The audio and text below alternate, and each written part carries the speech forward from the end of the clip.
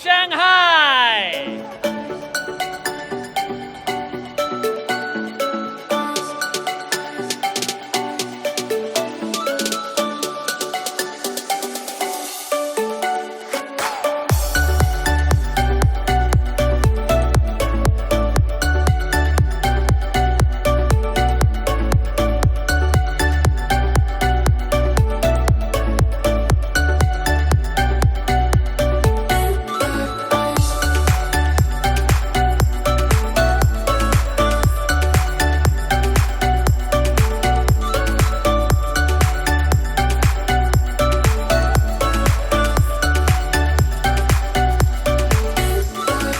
So Shanghai is one of the most amazing and biggest cities in the world. If you have the opportunity to travel this city, I highly recommend it.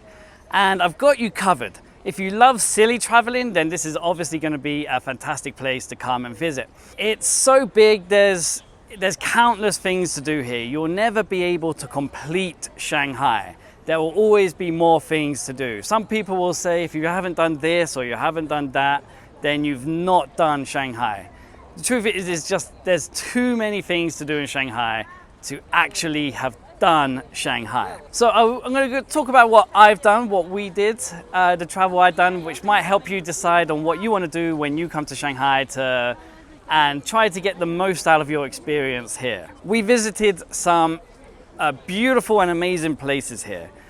Right on the top of the tourist attractions is obviously going to be the Bund. I highly recommend going to the Bund in the early hours of the morning. It actually gets an amazing sunrise there. You can wake up before sunrises, get to the Bund and see it rise behind the buildings, and you can get some beautiful Instagram photographs there. If you're going in the day, it's just going to be very crowded. And the other time to go there is at nighttime. And to see Shanghai lit up at night is incredible. Beautiful sights, and again, Instagrammable. But it's going to be filled with people. The best time to go is sunset and to see it at nighttime with the lights. But then it's just going to be overcrowded. It is just way too popular. And then right next to Shanghai, you have Yuyuan Garden, which is a very old style Chinese location.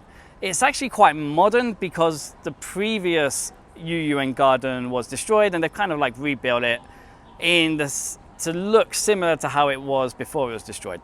So you get to see some fantastic Chinese architecture, but also there's just so much like local stuff to see there. There's local food, which I'll talk about soon.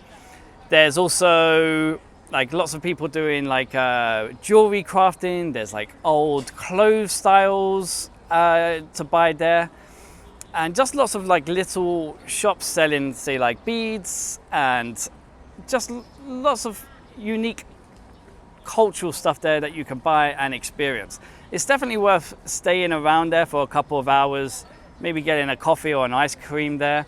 And again, I recommend going here either in the very early hours or late at night where it's all lit up. Again, if you're going there in the early hours, you can get amazing photos when it's empty and there's no one else there. At night time, it's for the lights. But if you go in the day, again, it's just too crowded. And then right behind there, we've got Shanghai Old Street. This is a lot more run down. It's just that the buildings there are actually old. I don't know how old, but it's like old Chinese architecture and they're kind of falling apart. We happen to have gone there when there was an art festival going on. So it was incredibly rammed by the time we got there. But still very much, I highly recommend going there just to look at the architecture, just to see the buildings. More older buildings that is different from Yuyuan, where it's like old building style but new buildings. We visited the Jade Buddha Temple, which I've been to Jing'an Temple and now I've been to the Jade Buddha Temple. And even though Jing'an Temple is more conveniently located in the middle of Shanghai and very close to the Bund and Yuyuan Garden, I recommend going a little bit further out and going to the Jade Buddha Temple. It's a lot cleaner, it's a lot less busy, it's a lot less touristy. And the Jade Buddhas are incredible to see, very beautiful to see. The temple is bigger than the Jing'an Temple. The Jing'an Temple is bigger in terms of the buildings are bigger, but the Jade Buddha Temple is just like a bigger scope. You can walk around it a little bit more. I definitely think you'll get a better cultural experience at the Jade Buddha Temple than the Jing'an Temple. However, both are amazing. I would more recommend the Jade Buddha Temple. There is a third temple here in Shanghai, but I haven't visited that, so I can't really tell you anything about it. Shanghai Museum, I would also rate as a must-go-to place. There you'll see lots of ancient Chinese stuff, from ancient Chinese pottery, ancient Chinese clothing, ancient Chinese coins, and you can just learn a lot more about ancient China there. And of course, there is always an amazing park in major cities, and Shanghai is no exception. It's got the People's Park. So if you're bored of Tinder and you're bored of Bumble, you can just go to People's Park, pull up your CV, your resume, and eventually, see if you can find any dates there, as there are lots of people looking for relationships there as well. But other than that, you can just chill. There's a theme park in the People's Park, or you can just relax, sit on the grass, touch some grass, and just take a break from all the walking I've probably suggested you do. But Shanghai is too big. Like I say, you cannot do Shanghai. It's impossible to do. The nightlife is, again, countless bars, countless clubs. There's also the Science and Technology Museum here. You've got the History Museum here. You've got various art museums. There's Pablo Picasso Museum. Disneyland is here, and the French Concession. These are all places that are definitely worth visiting. So I've recommended some, but there's so many other things you could do here. You could easily spend a week here and still have more things to see and do. If you're looking for more cultural thing, very specific to Shanghai. Shanghai has its own food. So I was very lucky to try some Shanghainese food. The most popular one and well-known one will be xiaolongbao. Shanghai food is slightly sweeter. It's more of a sweet tooth style here. So the food is a little bit sweeter than in other places in China. Xiaolongbao is absolutely delicious. However, it's very difficult to eat. You gotta kind of bite into it and suck the oil out. I don't really enjoy this as much as drinking oil feels a little bit weird. But the xiaolongbao itself is delicious. However, I would much more recommend the fried, it's kind of like fried xiaolongbao or fried pork dumpling. This one, shengjianbao, as it doesn't have the oil that you have to suck out first. You can just enjoy it and eat it as you go. I highly, highly recommend the Huang Yu Mian, a yellow fish soup. We managed to find this Michelin restaurant in the back streets of somewhere in Shanghai, which was phenomenal. The noodles were soft and delicious. The soup was amazing, and we also had a pork dish, which is also more Shanghainese, I believe.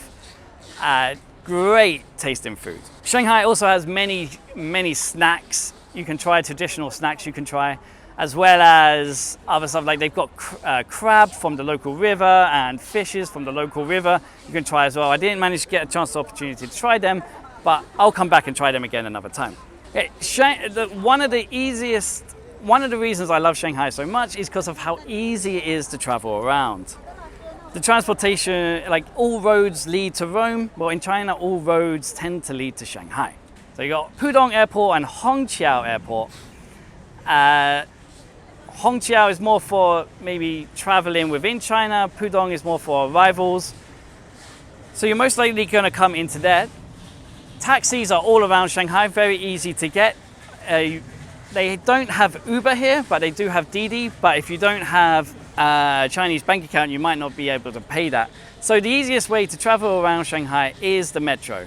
The greatest thing about the Chinese metro is it has an English button. So you can just click the English button and you can see where you have to go, how much you have to pay. If you can't speak English or Chinese, then yes, it's going to be a little bit more difficult. There are so many places to stay here in Shanghai. We chose a hotel near the Bund because it was just a very good location, being close to the Bund, being close to Yuyuan Garden and Old Shanghai Street. However, I would say the hotel we picked, even though it was very good and very nice, it felt a little bit like a cave. We didn't even have a view out the window. The view out the window was just more rooms, as there was like 100 rooms on one floor.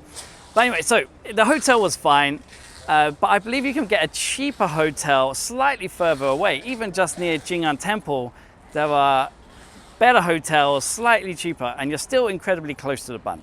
So I would recommend going more into Jing'an area or a little bit further that way to get a good hotel. But so the hotels here are very well priced. I think you can definitely find an amazing hotel at a low price. I hope this has been very useful information to you, and I hope you've enjoyed my video about Shanghai, and I highly recommend this city. If you haven't been here already, I would say this is a must if you love traveling in cities. But for me, that is all for now, and as they say in China, bye bye.